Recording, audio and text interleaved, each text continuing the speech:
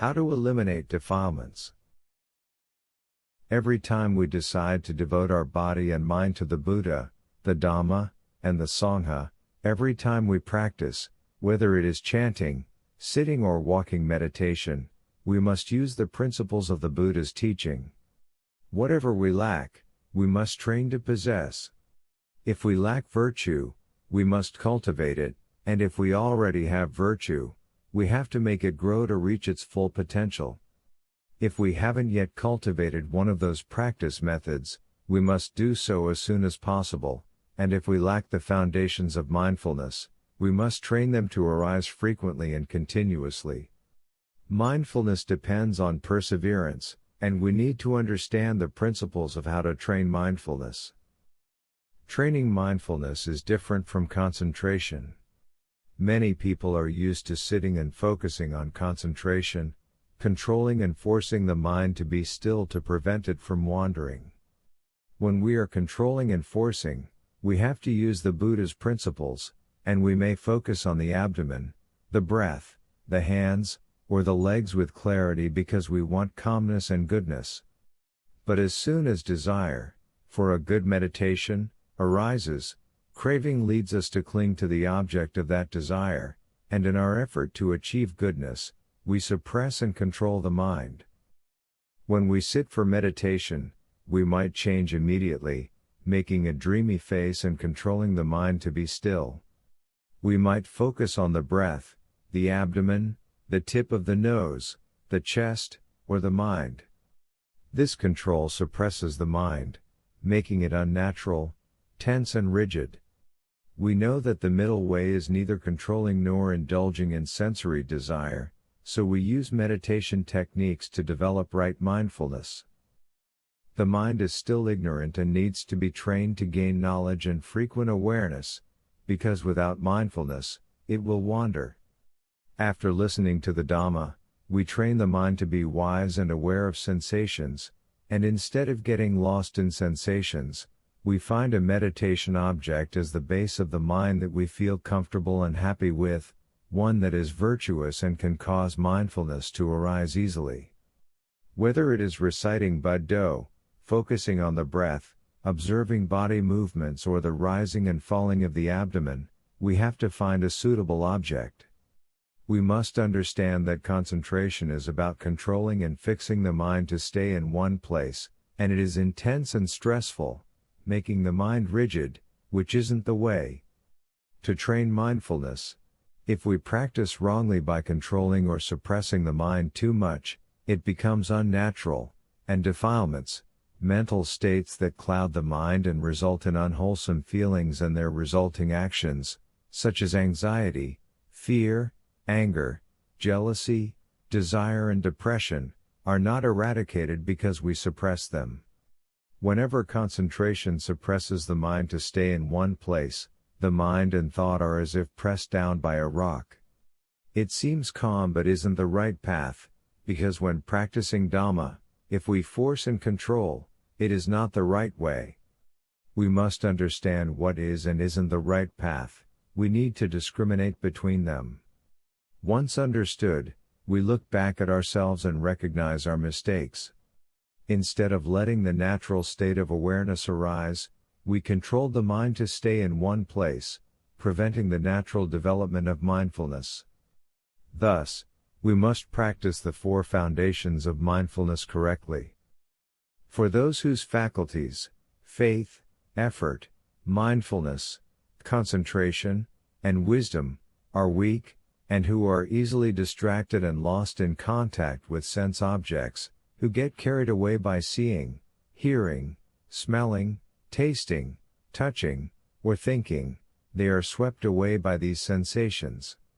Instead of recognizing the contact at the 5 physical sense doors that causes the mind to think, they get lost in it and trapped in thoughts. Whether pain or pleasure, instead of stably and objectively observing from the base, they get absorbed in and attached to the sensations.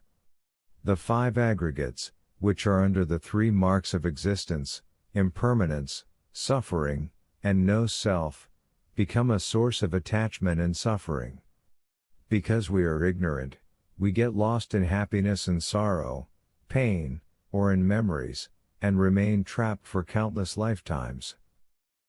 We have been trapped in various existences as humans, gods, Brahmas, hungry ghosts, demons, hell beings, and animals. Anger, greed, and delusion have kept us in these endless cycles. Therefore, those lost in the world and entangled in emotions must diligently use the 4 foundations of mindfulness to find the way out.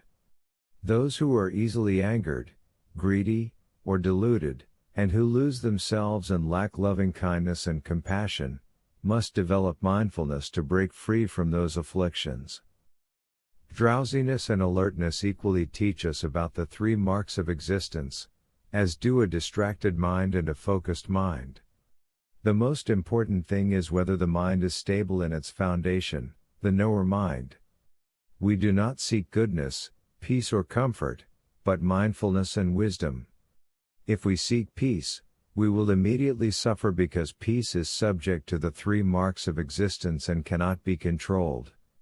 Peace and unrest are part of our aggregates, which come and go, torture us, and then fade away.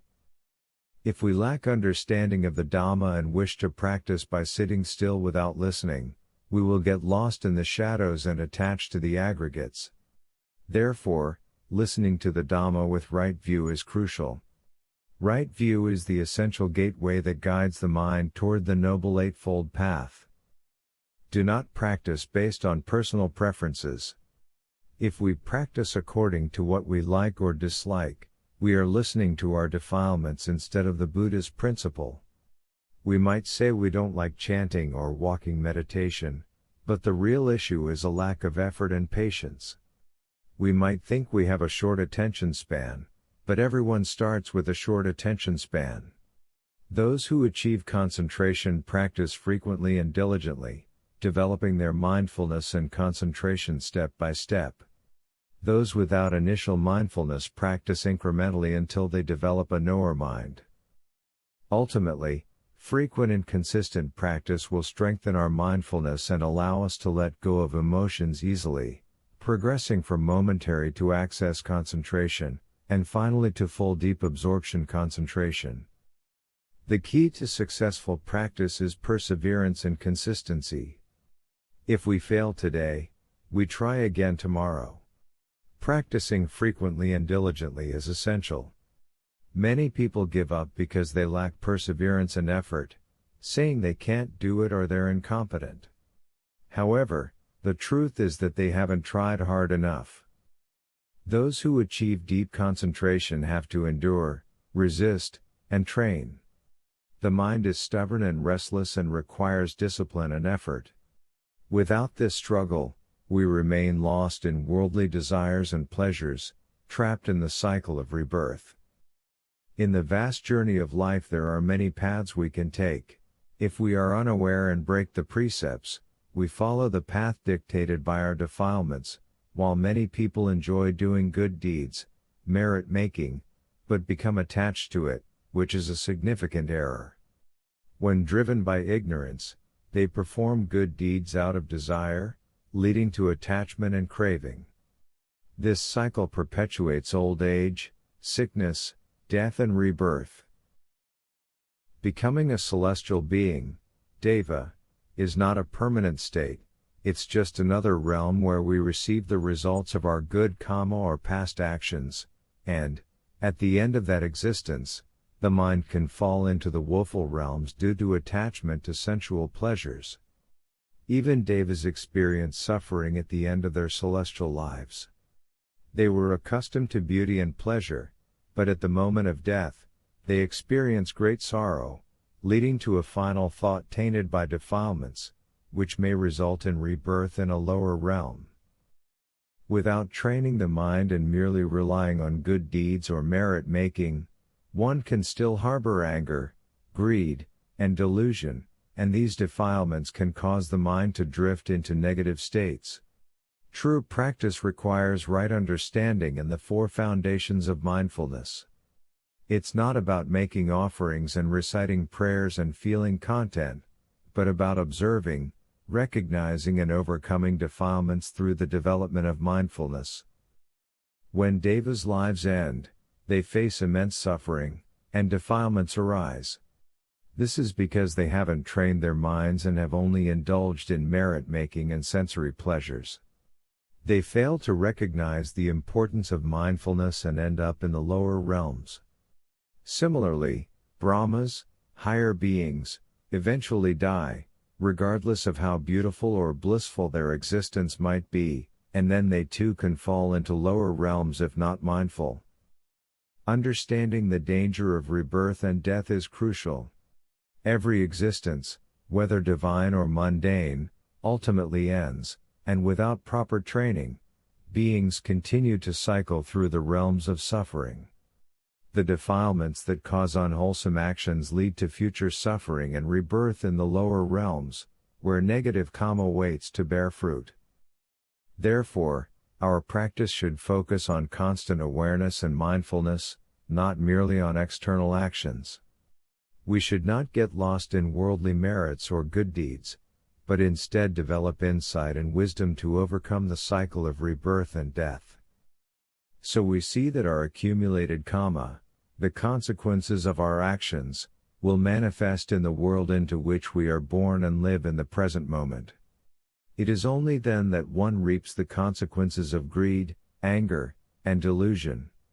Each time we are born in that realm, each time we suffer and feel the impact of contact, craving and clinging will control the mind to perform action, and we will take on the habits of the creatures in that realm.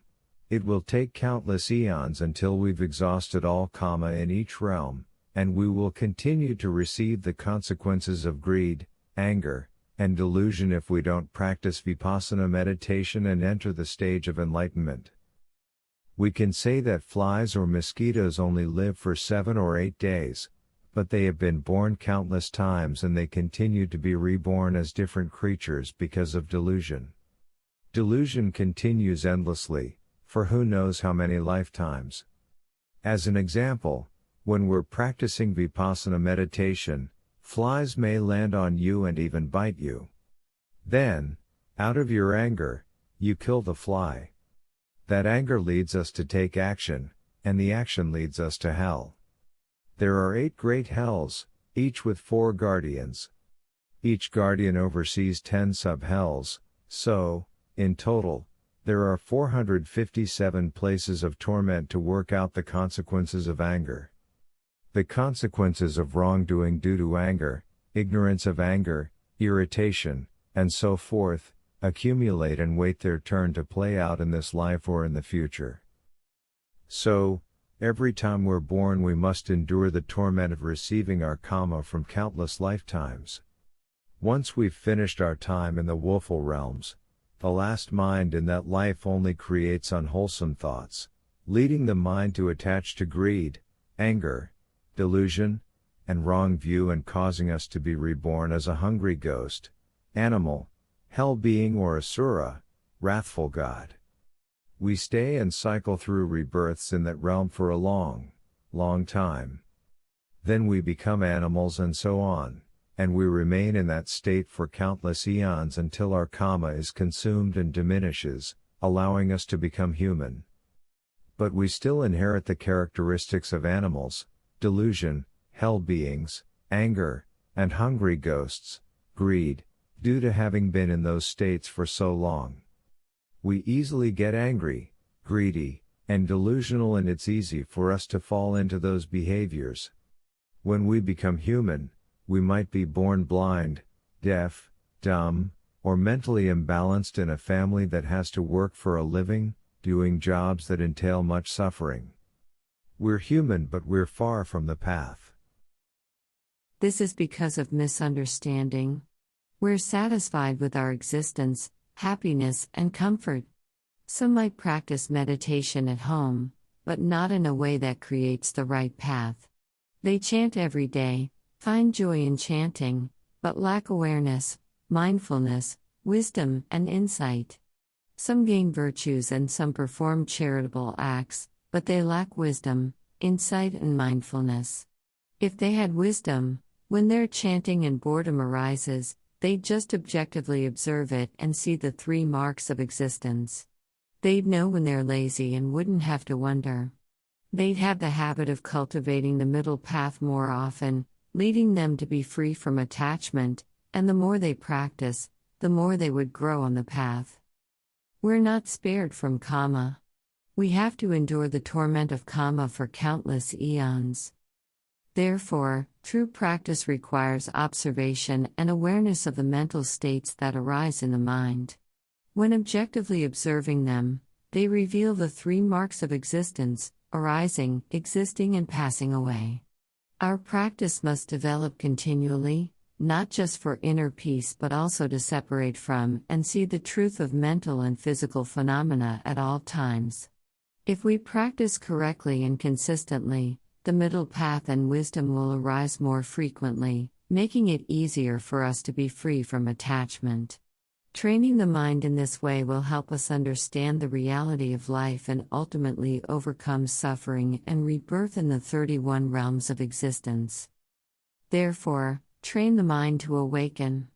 After sitting up straight, ensure that your neck is not drooping, and your chest isn't caved in. And what about your chin? Is it tucked in? Is your neck stiff? When sitting, do you sway back and forth? If you do, and if you forget to lift your gaze, your mindfulness isn't in the body but in the mind. If you can't maintain your gaze while sitting, that's the time to work on strengthening the mind. Gradually lift your gaze and look ahead. The body experiences drowsiness, then pain, then an oppressive feeling. The heart feels like it is being squeezed and becomes tense, and the knower mind objectively observes these sensations, separating from the pain and the sense of self. If you still feel like the one who is swaying, suffering, or feeling drowsy, then mindfulness is absent. Insight has not yet arisen in the mind has no eyes, or mindfulness yet. Try again to know when to lift your gaze, tilt your head, or adjust your hands, and increase your sense of awareness. Any virtue that is lacking must be cultivated, so train the mind to have eyes, mindfulness, and to be mindful. Right understanding of the principles of practice helps us see what needs to be done and how to do it, even though it may cause discomfort in the body. We have to know our goals and cultivate resolution to reach our destination. Resolution is like a gateway for us to perfect the mind to reach enlightenment, a guiding light that shows the way, because resolution supports the mind to overcome obstacles. The Buddha cultivated the 30 perfections along with resolution over many eons. Even though with right understanding we know what is the right path and what isn't, once we apply that knowledge in practice we should have wise consideration, causing our practice to become clear and guiding us to follow the middle path to the end of suffering. The Buddha realized that wise consideration is about renunciation with wisdom, the renunciation of leaving the cycle of rebirth, suffering, and torment. Renunciation means training our mind with the 8 precepts and cultivating wisdom by objectively observing and seeing the truth of our own mind and body. How does the mind stop the endless cycle of suffering, death, and rebirth? By cultivating wise consideration, or vipassana meditation. How should we practice? We should practice like the noble ones, enlightened beings, who cultivate the mind to be a knower mind, objectively observing and separating from thoughts, and allowing wisdom to see the 3 marks of existence. This causes the abandonment of craving, clinging, and performing actions. The enlightened beings don't allow the 5 aggregates to control their mind to perform actions, but have loving kindness and compassion towards all others. When the knower mind becomes stable, objectively observe the contact at the 5 physical sense doors impacting the mind to think and then watch the thoughts. This is the reflection in the mirror of the mind. Thoughts arise with anger, greed, and delusion, but the mind is firmly established, impartial, and grounded as a knower mind.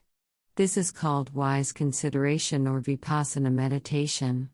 If there's wise consideration, it means the mind has 3 types of wisdom: listening, wise contemplating, and practicing, and the mind must use one of the four foundations of mindfulness as the base. First, we need to cultivate the mind to be a knower mind which separates from the five aggregates to be a good observer, practicing with the three formal practices, chanting, sitting and walking meditation.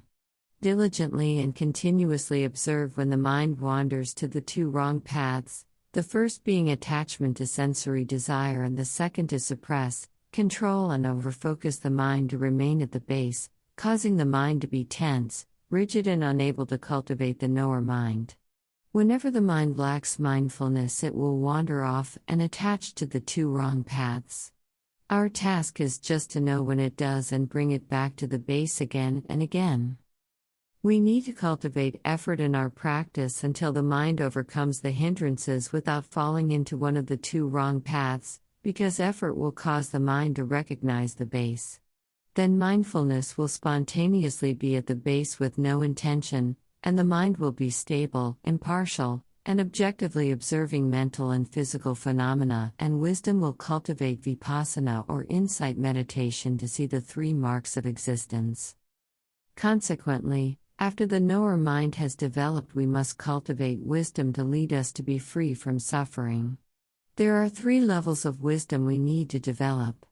The first is to separate mental from physical phenomena, the second is to clearly see the causes and conditions of the arising of mental and physical phenomena, and the third is to see the truth of mental and physical phenomena, the three marks of existence, impermanence, suffering and no self. When the knower mind objectively observes from the base and separates from mental and physical phenomena, then we see the contact at the five physical sense doors which causes the mind to think. When observing thoughts, the knower mind sees the arising of the thought, and at that moment the thought is the known object. This is right thought, or the second path of the Noble Eightfold Path. The first path is called right view or understanding, as it enables the mind to clearly understand which is the right path. If we understand and behave accordingly, suffering and anger can be avoided, and peace and harmony attained. Right view or understanding means to clearly understand the Four Noble Truths and know the task that must be completed for each of them until each is completed and the cessation of suffering is fully achieved. The endless cycle of death and rebirth has ceased, and there will be no more suffering in the future. The cause of this cessation of suffering is the full development of the Noble Eightfold Path. Therefore, if we don't have wisdom to clearly understand the body and mind, suffering, we will be led to seek, and the actions that we take, karma, will lead us to rebirth, aging, and death. Whatever we do, we will be led astray by ignorance, craving, attachment, and deluded action, karma, leading to the accumulation of the consequences of our actions. This is called ignorance, which is the ignorance of the right path. But if the right path is known, it must be discriminated from suffering, allowing wisdom to see the three marks of existence, impermanence, suffering, and no self, and when suffering is clearly recognized, the cause of suffering will be abandoned. This causes craving to be abandoned, and then there will be no clinging and action to accumulate future suffering. The cycle of rebirth and death collapses and causes the mind to be enlightened for one moment. The cessation of craving and clinging must be attained, and in order to do this, we cultivate the mind to be a knower mind to lead us to the right path and enlightenment. We can divide the Noble Eightfold Path into three groups: wisdom, the precepts, and concentration. The wisdom group has two aspects that help each other, and the first one is called right view or right understanding and helps us cultivate right thought. Understanding the path correctly causes us to think correctly. Correct thinking does not mean good or bad thoughts, but thinking which leads to liberation from suffering. We're thinking correctly when the knower mind is objectively observing and is separated from thought. The knower mind watches the thinking process just the way it is. Good thoughts or bad thoughts, acts of kindness or cruelty, whatever arises in the mind, the knower mind impartially and objectively observes them. We don't interfere. This is observing in the manner of the Buddha. When thoughts arise, they reveal the three marks of existence, impermanence, unsatisfactoriness/suffering, and no self, allowing right view to function properly.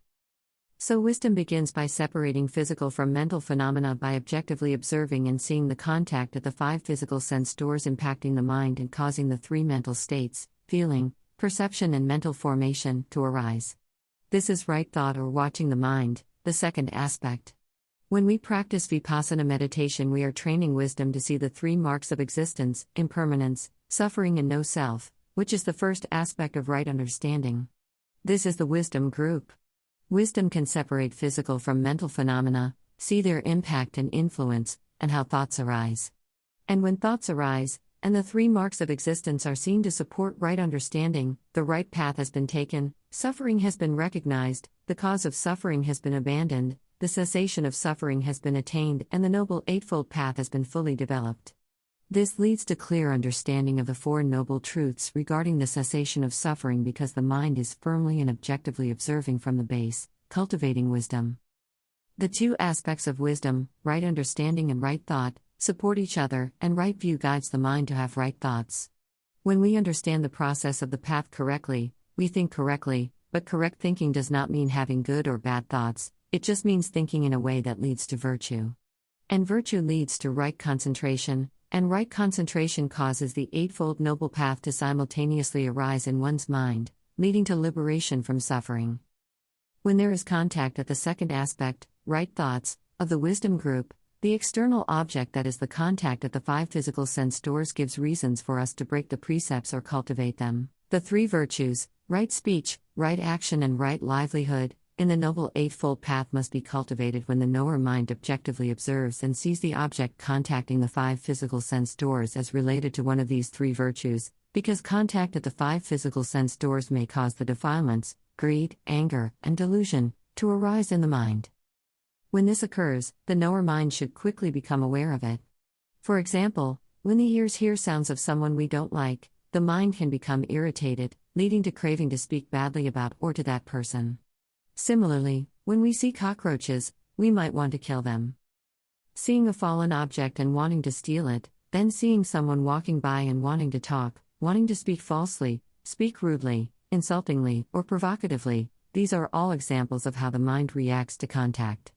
Occupations related to killing animals, weapons trading, human trafficking, drug trafficking, and trading in intoxicants are to be avoided as they impact the 5 physical sense doors and cause the mind to think and defilements to arise. This is where right thought comes in. We must rely on the knower mind that objectively observes from the base. The object of abstinence, that which we would avoid, must be carefully monitored to see how the mind reacts and to observe the 3 marks of existence in those thoughts, causing craving and clinging to diminish. Then defilement won't control the mind to perform actions, allowing us to maintain virtue of speech. This is called right speech. For instance, if someone walks by and we want to talk to them, we should objectively observe the desire to talk and allow wisdom to see the 3 marks of existence. Objectively observing the arising and disappearing of the desire to talk prevents the action of talking driven by defilement. By doing so, we cultivate right speech. When we become very familiar with others and enjoy talking, it increases the likelihood of indulging in improper conduct. If we are not mindful and do not observe our sense organs, eyes, ears, nose, tongue, and body, we will continue to indulge in talking with each other.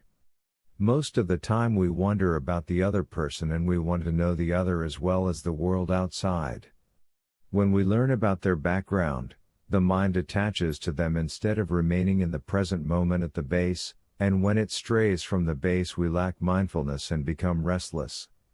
Sitting and attaching to thought weakens our ability to separate the knower mind from mental and physical phenomena.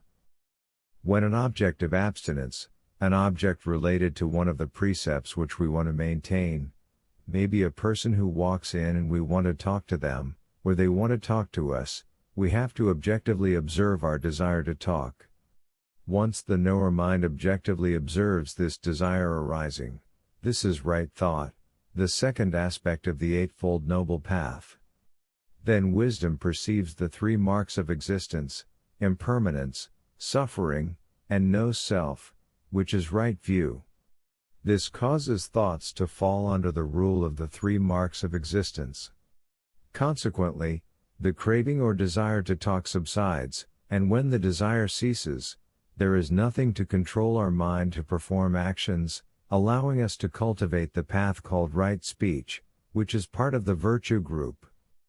However, if at that moment there is an object of abstinence, a person, a thought or a sight, related to the first precept, killing, the second precept, stealing, or the third precept, sexual misconduct, which are aspects of right action in the virtue group, and this object suddenly impacts the mind, creating defilement and the desire to break the precepts, the knower mind should objectively observe and separate from them, which is right thought. Let wisdom see the three marks of existence in these thoughts, cultivating right view. When the defilement and the desire to break the precepts subside, there will be no clinging to break the precepts but no defilement controlling the mind to perform the action. This is right action and the mind becomes free in that moment. When the knower mind is stably and objectively observing, this is right effort, right mindfulness, and right concentration. At that moment, the knower mind sees the object of abstinence contacting the five physical sense doors and impacting the mind to think. The knower mind then impartially and objectively sees thoughts rising, and when it objectively observes the thought, this is right thought. When right thought and right view are working perfectly, right effort, right mindfulness, and right concentration simultaneously arise in the knower mind, enabling wisdom to see the three marks of existence in the thoughts. With the arising of the knower mind, the mind becomes pure and does not flow into emotions, enabling us to acquire another aspect of the Noble Eightfold Path, called right action. Right action means being aware of the objects of abstinence related to the precepts by first abstaining from killing, second, by abstaining from taking what is not given, and third, by refraining from sexual misconduct. When an object related to these precepts suddenly impacts the mind, creating defilement and the desire to break the precepts, the mind can become restless with greed, hatred, and delusion. Let the knower mind objectively observe from the base, right effort, right mindfulness, and right concentration. This causes the knower mind to impartially and objectively separate from and see the thought arising, right thought. Then, allow wisdom to see the three marks of existence in the thought, right view. When the thought subsides, craving and clinging are abandoned, leaving nothing to control the mind to break the precepts. This constitutes right action. We cultivate the virtue group of the Noble Eightfold Path in the aspect of right action when an object of abstinence related to a particular precept is present and impacts us. If we're not impacted, we won't be able to cultivate the virtue. If we are living and active, there are many objects of abstinence related to livelihood. This is one aspect of the virtue group when the objects of abstinence relate to raising animals for slaughter, trading weapons, trafficking humans, or dealing drugs to maintain our lives. Of course, right livelihood also includes occupations that do not engage in these activities and do not break the precepts. Those occupations which are objects of abstinence contact the five physical sense doors and cause the mind to be filled with greed, hatred, and delusion. The knower mind must objectively observe and separate from them, cultivating wisdom to see the three marks of existence in those thoughts. Once the thoughts subside, there will be no cravings and clinging to control the mind to perform the actions of wrong livelihood, and the mind will become free. This is called cultivating right livelihood. Even if you don't have a profession, whether you're a householder, a sick person, or retired, the purpose of your life, or your occupation is to prevent disharmony. Because the goal of harmony is peace and enlightenment, we need to cultivate the virtue precepts, mindfulness, concentration, and wisdom, to develop the middle path, which leads us to enlightenment. So, if you don't have a profession, is your livelihood promoting harmony? Chanting, sitting in meditation, and walking meditation with mindfulness, concentration, and wisdom, Are these practices cultivating your virtue? When practicing your livelihood, do you train the mind to follow the middle path by cultivating right livelihood? Regarding right livelihood, we need to cultivate right effort, which means being diligent. What are we diligent about? There are 4 areas of effort where we need to practice diligence. 1. Effort to prevent unwholesome states from arising. 2. Effort to abandon already arisen unwholesome states. 3. Effort to cultivate wholesome states not yet arisen. 4. Effort to maintain and increase already arisen wholesome states. So, if while we are practicing and experiencing obstacles, we must be aware, objectively observe them, and let wisdom see the 3 marks of existence. Then they will disappear, causing craving and clinging, to the present defilement, to diminish, and the mind to become free from attachment. Additionally, every time we practice, we need to make an effort to direct our mind toward enlightenment. The third effort is increasing wholesome states. If there are no wholesome states, we must arouse them, and if there is no mindfulness and the mind strays, we must become alert and put effort into our practice, regularly returning to the base until mindfulness is developed. When concentration is absent, we must cultivate it more often until the mind becomes stable and objectively observes from the base without wandering until concentration is developed. When there is no wisdom, we must put effort into training the knower mind to see the true nature of mental and physical phenomena more often until wisdom is fully cultivated. For example, when we are sitting in meditation and sleepiness arises, the mind lacks mindfulness and strays, attaching to the sleepiness. We need to cultivate effort in our practice by persistently recognizing when this happens and then returning to the base. Practicing mindfulness with effort will strengthen the mind, allowing it to overcome the 5 hindrances. Then the mind will be stable and objectively observe phenomena from the base without wandering. When mindfulness is fully cultivated, the mind will return to a knower mind, which is called right concentration. When the knower mind is established, we need to put effort into supporting our practice to cultivate wisdom by separating mental and physical phenomena and seeing the cause and condition of the arising of phenomena. The knower mind will objectively observe the thought and let wisdom see the arising phenomenon under the rule of the 3 marks of existence: impermanence, suffering, and no self. Each process requires effort to drive and support our practice to reach the goal.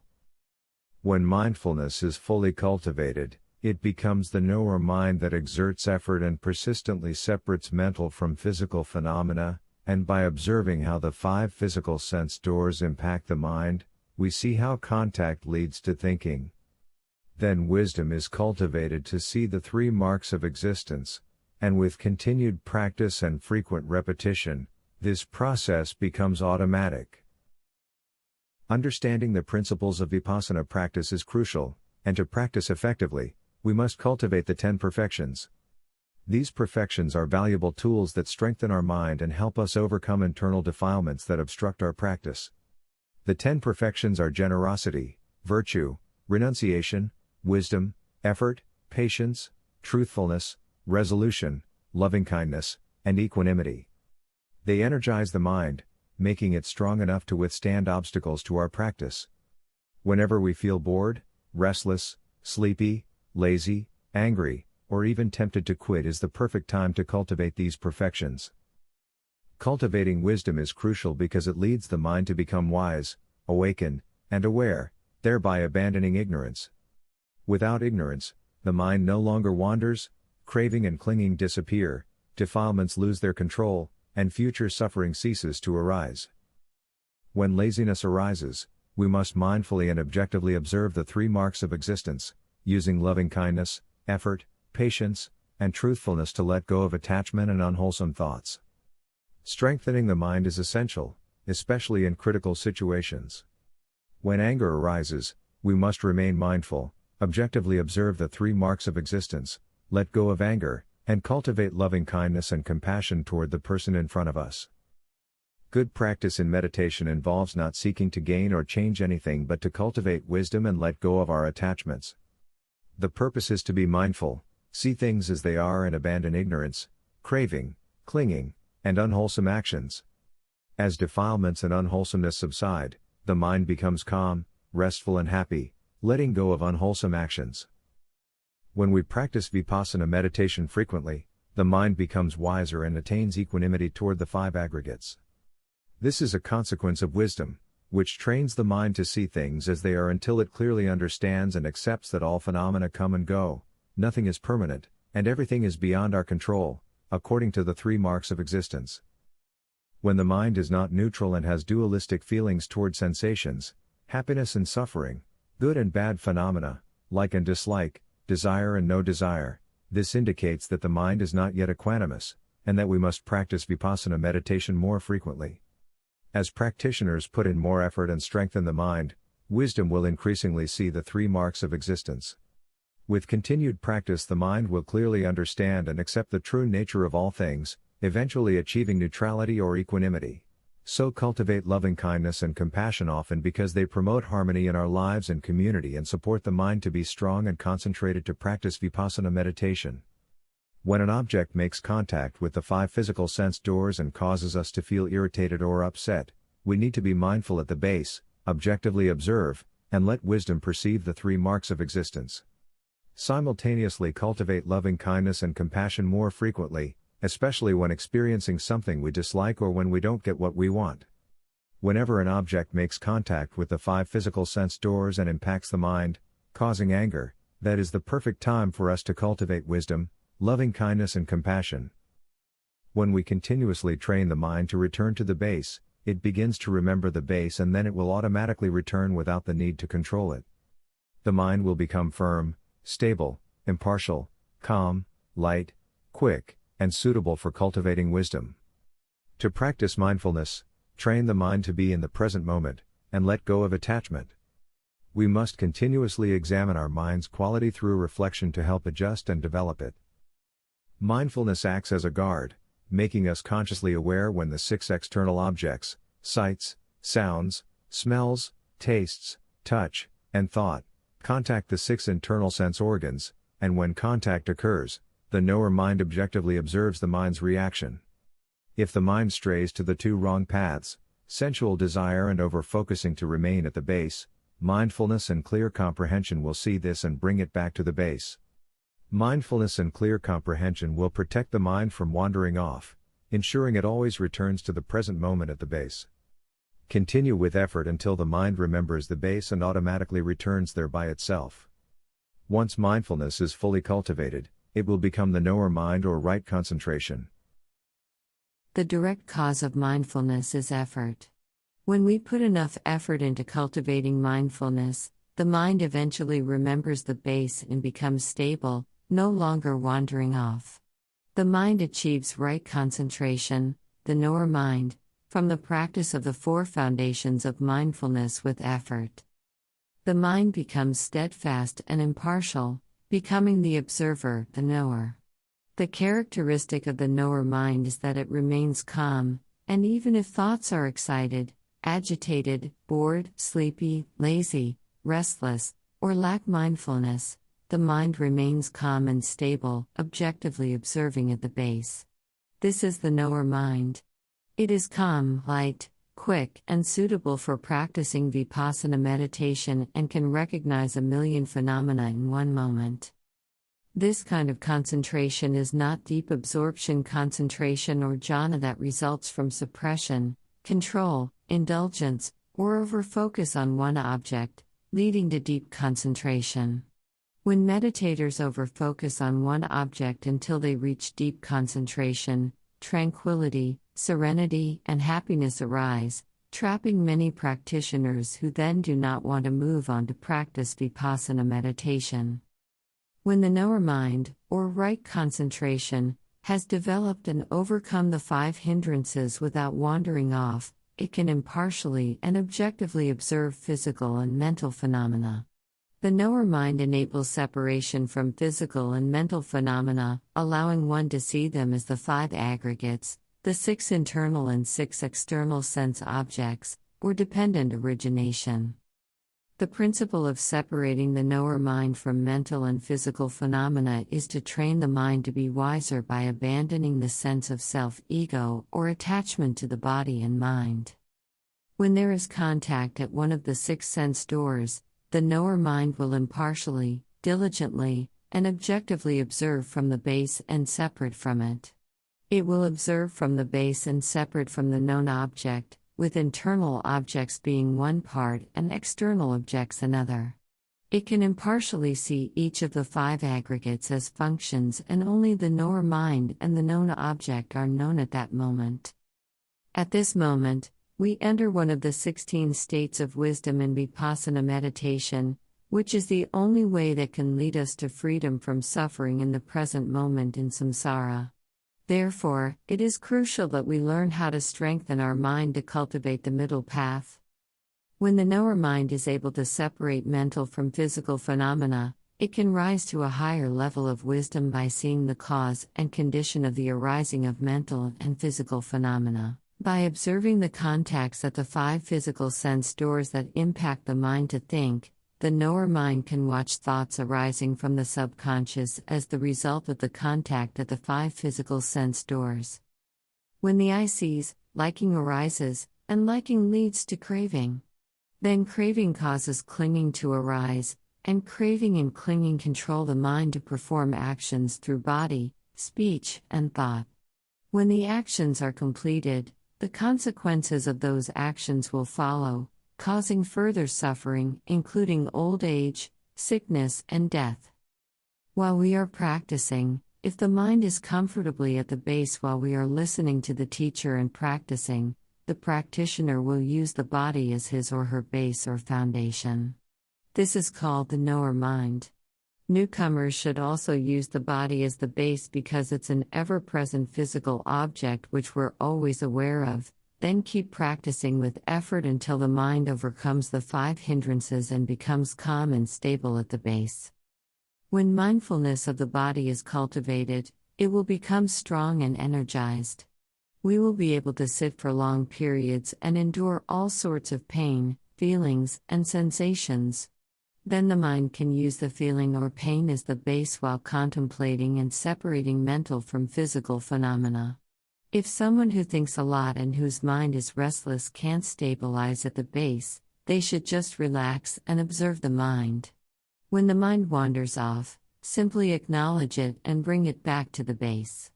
Repeat this process with effort, patience, and truthfulness in your practice until the mind remembers the base, causing it to automatically return to the base by itself without temptation.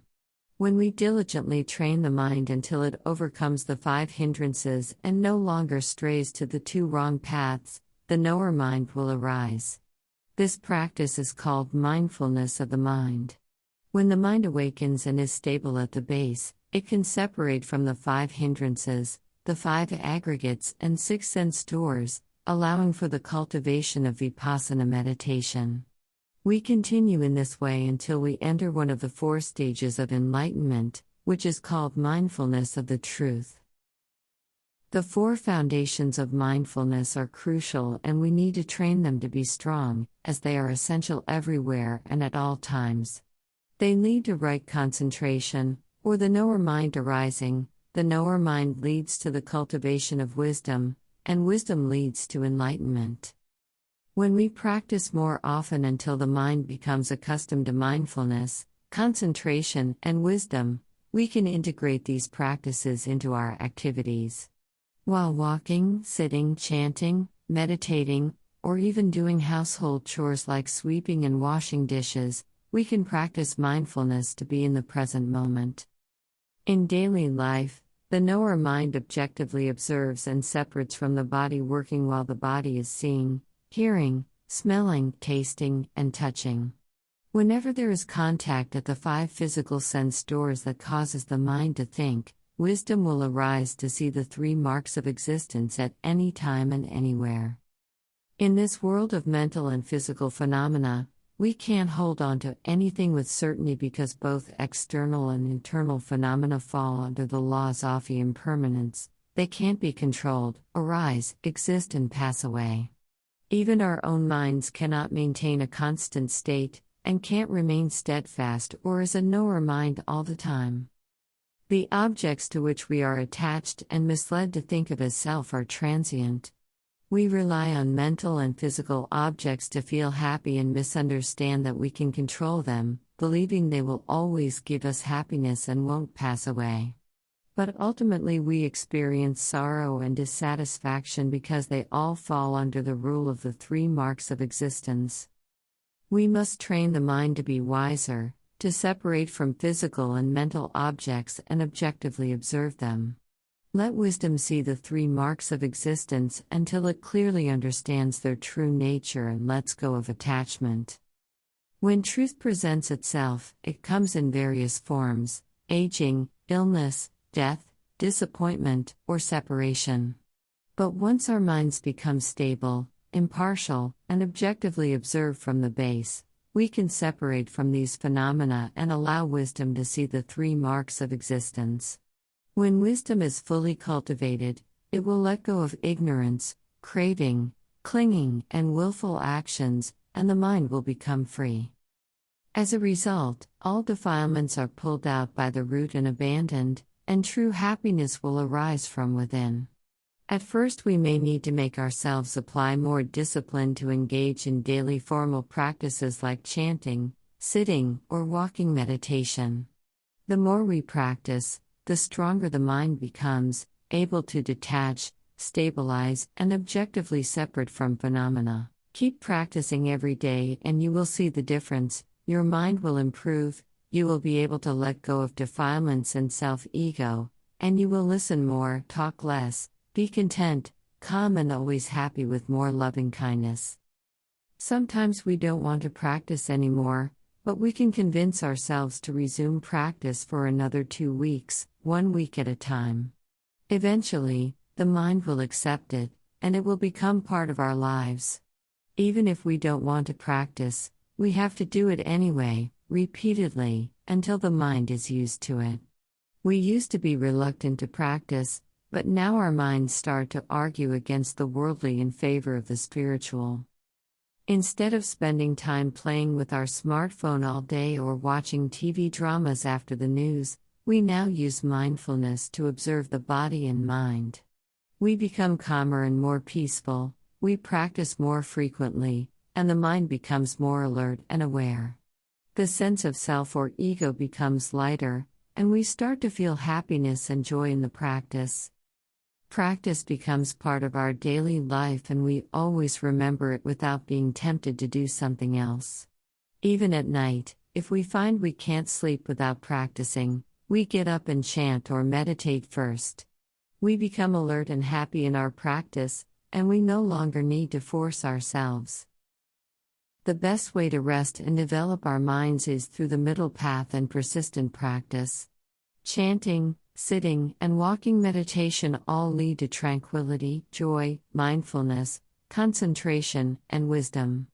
Consequently, our precepts and virtue become pure too. Just as the body needs food and water, the mind requires nourishment, and the nourishment for the mind is virtue, keeping the precepts, mindfulness, concentration, and wisdom. When we provide this nourishment daily, it becomes a force that counteracts the worldly drama, preventing us from being swept away, and keeps us grounded in the Dhamma. One day, we will find the utmost happiness in the shade of the Buddha's teachings. We will rely on nothing else, no mythical creatures, no golden palaces, no splendid forms, no divine beings. The Buddha, the Dhamma, and the Sangha will be our ultimate refuge. One day we will transform from ordinary people into disciplined disciples of the Dhamma. We will bow to the Buddha with heartfelt joy. Some may bow superficially, tapping their heads lightly, but we will bow deeply, with our hands touching the ground and our foreheads pressing against it. Our faith in the Buddha is profound, because he has given us the opportunity to learn his Dhamma, and we no longer are attached to wrong view. Now we are learning and following the teachings of the Buddha. Whatever we do it with virtue, mindfulness, and wisdom. We live in the present moment because this is the path that leads us to our ultimate goal, which is enlightenment. Everything is ready for us to cultivate the path. We have been born as human beings with the 32 parts of the body, and we have faith in the path to free us from suffering. The only thing left is for us to get up, walk, and cultivate the path. We follow his teaching, being mindful and discriminating in our daily life. Then we know which way is the right path and which is the wrong path, and keep going because our time is limited. How many breaths do we have left, and how many steps can we still take? How much longer can we talk with others? Human life is really short and made shorter by the toxins, pollutants, and many hazards which surround us. We need to train our mind now before it's too late. I would like to express my sincere appreciation to everyone for listening to this Dhamma talk together. I hope the teachings of the Buddha will brighten the way for your mind to follow his teachings and reach the ultimate goal of the cessation of suffering in the present moment, and in samsara. Anumodana, sadhu, sadhu, sadhu. Trisikkha Insight Meditation Center, Plant City, Florida.